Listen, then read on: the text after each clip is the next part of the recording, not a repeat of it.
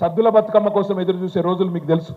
అట్లాంటి బతుకమ్మ తెలంగాణ ఆడబిడ్డలకు గౌరవం, తెలంగాణ ఆడబిడ్డలకు ప్రత్యేకమైన బతుకమ్మ పండుగను మరి రూపొందిస్తూ అందులో వారికి స్థానం కల్పిస్తూ బ్రహ్మాండంగా తెలంగాణ సంస్కృతికి చిహ్నంగా ఒక చేతిలో బతుకమ్మ. గద్వాల పోచంపల్లి నేతన్నలు వాళ్ళ నేతలు మొత్తం ప్రపంచవ్యాప్తంగా ప్రసిద్ధికెక్కిన నేతలు.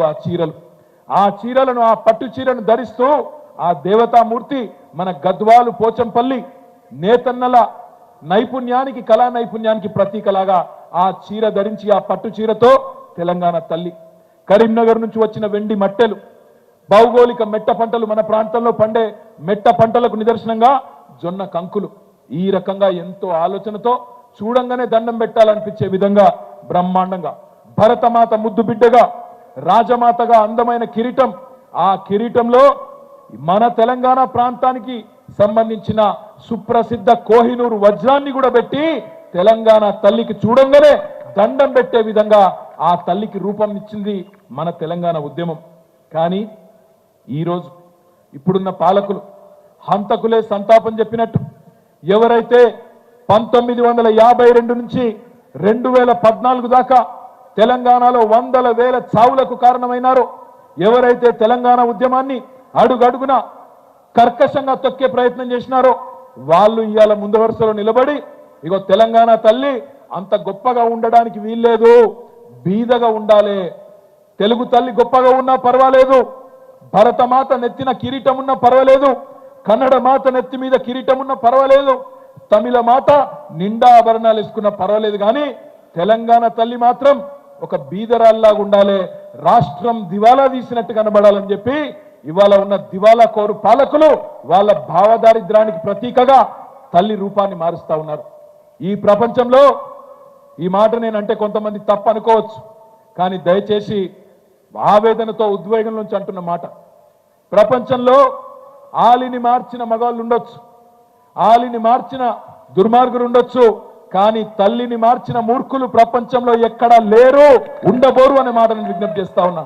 ఈరోజు తెలంగాణలో ఆ దౌర్భాగ్యపు పరిస్థితిని మనం చూస్తా ఉన్నాం. కేవలం ఒక్క విగ్రహమే ఉందా తెలంగాణలో? తెలంగాణ తల్లిది ఇవాళ ఒక మన మేడ్చల్లో పెట్టిన విగ్రహం మాత్రమే ఉన్నదా? కాదు కదా.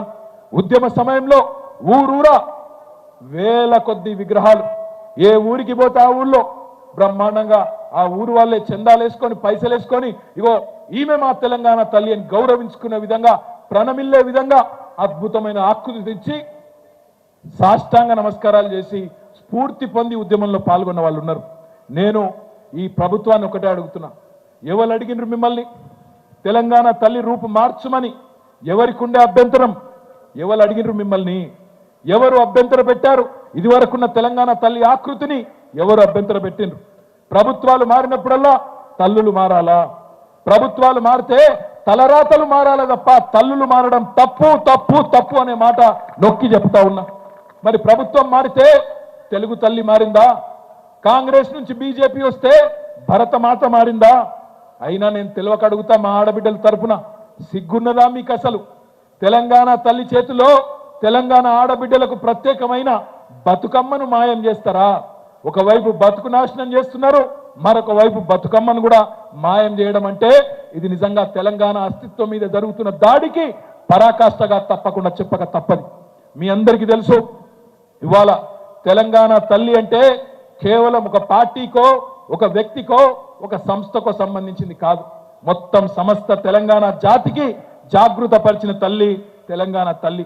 కానీ ఈ ప్రభుత్వ వ్యవహారం ఎట్లుందంటే బతుకమ్మ చీరలొద్దు, బతుకమ్మ పండుగకు ఏర్పాట్లొద్దు, అసలు బతుకమ్మనే కనబడద్దు, రానున్న రోజుల్లో తెలంగాణనే కనబడద్దు, అవసరమైతే తెలంగాణను కూడా మాయం చేయాలనే కుట్ర కనబడతా ఉన్నది.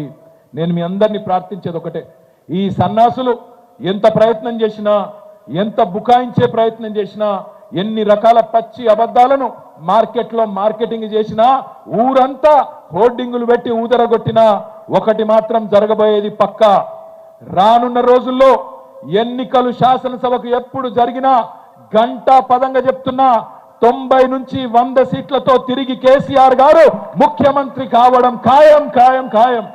కేసీఆర్ గారు ముఖ్యమంత్రి అయిన మొదటి రోజే నేను మీ అందరికీ మాటిస్తా ఉన్నా, కేసీఆర్ గారు ముఖ్యమంత్రి అయిన తర్వాత మొట్టమొదటి రోజే మీరు మా తెలంగాణ తల్లి స్థానంలో పెట్టిన రాహుల్ గాంధీ తండ్రి విగ్రహాన్ని సకల మర్యాదలతో గాంధీ భవన్ కి పంపించేది కూడా ఖాయం ఖాయం ఖాయం.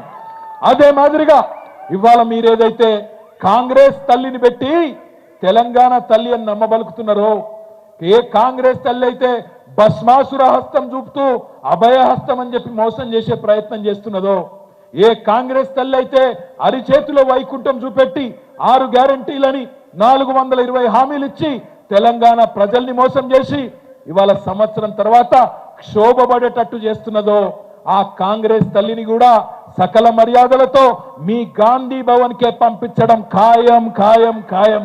ఇది రాసి పెట్టుకో రేవంత్ రెడ్డి అని నేను చెప్తా ఉన్నా.